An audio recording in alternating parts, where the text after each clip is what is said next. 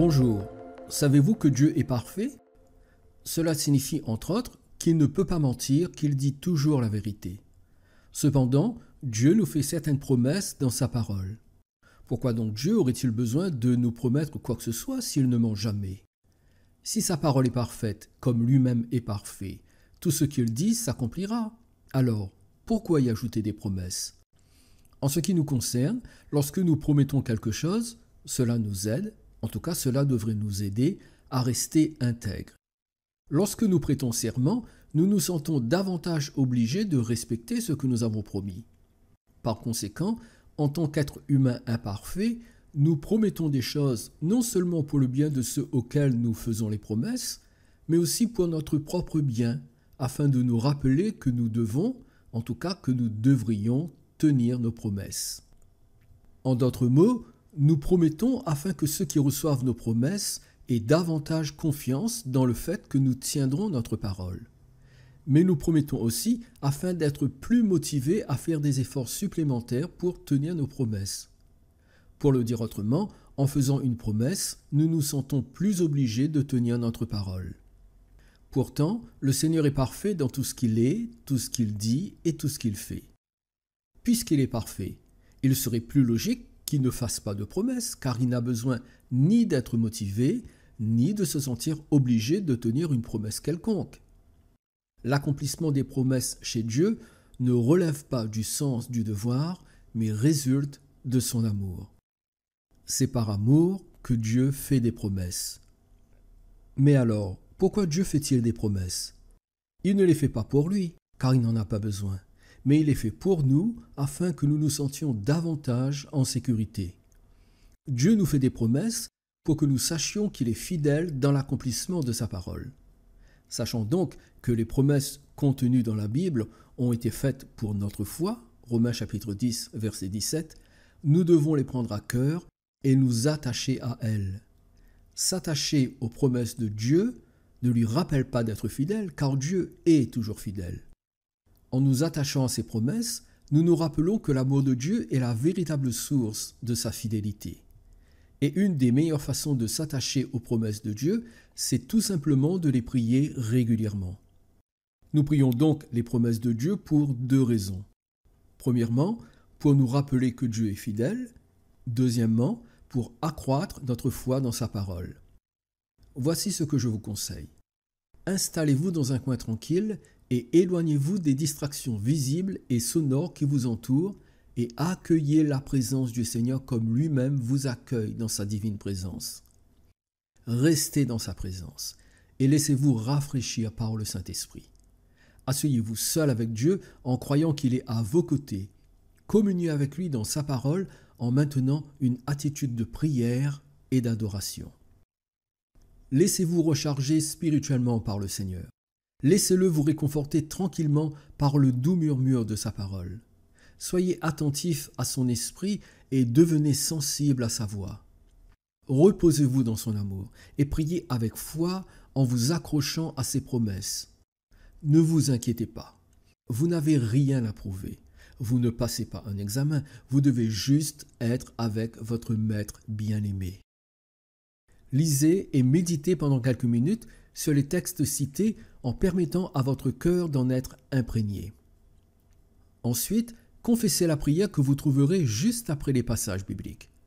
Ne confessez pas mécaniquement cette prière, mais en conscience, en ressentant les mots que vous prononcez. Priez avec votre cœur en sachant que le Seigneur vous écoute avec une tendre affection et une joie profonde dans son cœur parce que vous êtes son ou sa bien-aimée.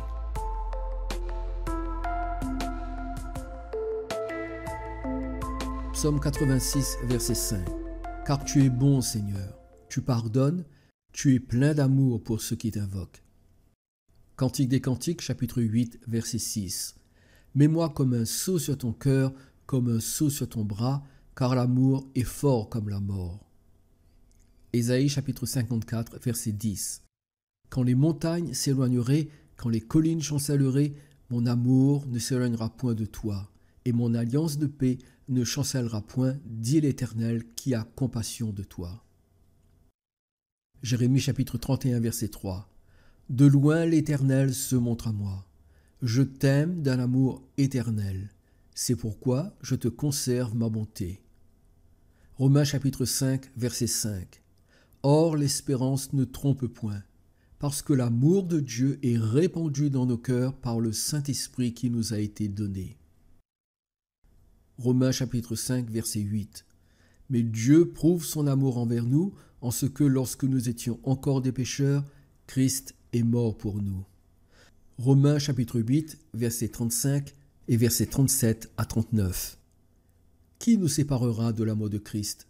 Sera-ce la tribulation, ou l'angoisse, ou la persécution, ou la faim, ou la nudité, ou le péril, ou l'épée? Mais dans toutes ces choses, nous sommes plus que vainqueurs par celui qui nous a aimés.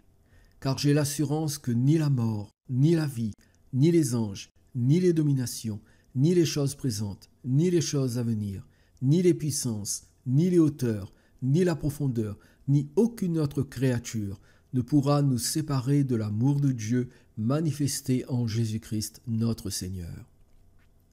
1 Jean chapitre 4, verset 16. Dieu est amour. Celui qui demeure dans l'amour demeure en Dieu et Dieu demeure en lui.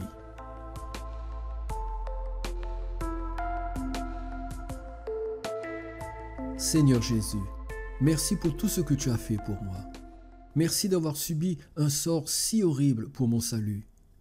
Je ne suis pas digne de toi, ni de la moindre de tes bontés. Je t'ai déçu à bien des égards, et pourtant tu m'aimes. Père, je ne suis pas digne de ton amour, ni même d'être appelé ton enfant, et pourtant je le suis.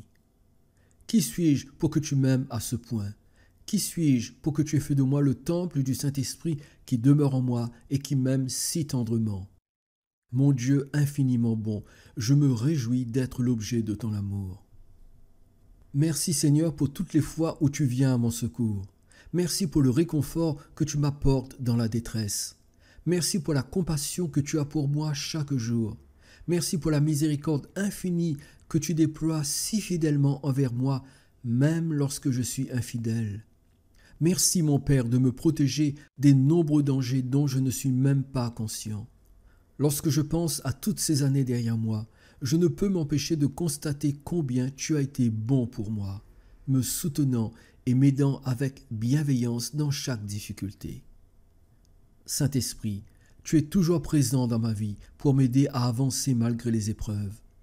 C'est grâce à toi que je peux connaître le grand amour que Dieu a pour moi, car tu le répands dans mon cœur. Tu me conduis dans la vérité, tu me révèles la personne de Jésus, et tu m'aides à prier parce que tu m'aimes. Seigneur, tu as promis que jamais ton amour ne s'éloignera de moi, et je sais que tu tiens tes promesses. Je me sens en sécurité dans ton amour, et je sais que je peux toujours compter sur toi. Tu ne m'abandonneras jamais, tu ne me laisseras jamais tomber. Je suis sûr de cela, parce que tu es amour. Mon Dieu, parce que je t'invoque, tu es plein d'amour pour moi, et tu me conserves ta bonté. Je sais aussi que rien ni personne ne peut me séparer de ton amour pour moi.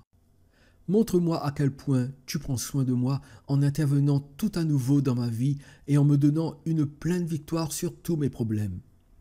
Ouvre les yeux de mon cœur afin que je voie encore mieux ton amour pour tous tes enfants.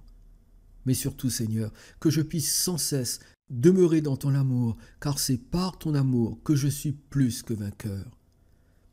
Tu m'as scellé dans ton cœur et sur ton bras, et ta puissance est à l'œuvre dans ma vie. Tu fais tout cela par amour pour moi. Que je puisse répondre à ton amour en t'aimant tendrement à mon tour. Je prie au nom de Jésus.